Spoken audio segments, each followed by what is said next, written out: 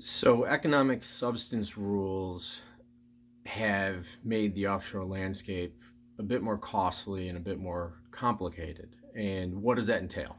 So economic substance is broken down into 2 points: relevant entities and relevant activities. Relevant entities are basically any non-local offshore entity, right? And for purposes of this discussion, we're really focusing on the recent pronouncements that you see in places like Bermuda, Cayman Islands, BVI. Traditional offshore jurisdictions, you can include Guernsey, Jersey, Isle of Man to those as well, where they've adopted their own individual economic substance laws, but they all really look the same and sort of operate in the same fashion. So a relevant entity under economic substance is any non-local entity, right? With the exception of an investment fund, right? So for like a hedge fund or to some extent like a private equity or VC type fund, you may be exempt from economic substance, but primarily, generally speaking, it's really any sort of offshore vehicle with the exception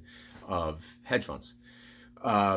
Relevant activity relates to the series of activities undertaken by that offshore entity that the economic substance rules will apply to.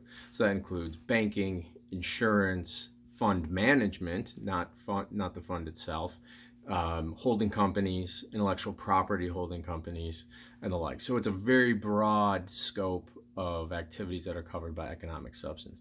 And what if you are a relevant entity and you're engaging one of the relevant activities, what does this entail? So economic substance is just what it says. It's that you have to have some substantive presence within the jurisdiction that you're incorporated in, right? So this includes management or direction from within that jurisdiction. That includes core operations or profit generation from within that jurisdiction, having relevant employees, right? Suitable, right? In most cases, suitable for the activity that you're engaging in, and also having a physical location, again, suitable for the activity that you're undertaking. And so you can see where these costs and the complexity sort of adds up. But the reality is, in many cases, you need nominee directors, you need a registered office and things like this. But there are tests, right? And there are quasi audits. How the enforcement looks is a bit murky at this point, but you will going forward in order to comply with economic substance in, say, BVI, okay, and using the example of, say, a holding company or a Bermuda captive insurance company, right? You acquire the license, you'll need to have some physical presence. You may need to travel there. You may need to hire employees, right, in order to comply. It's all very vague.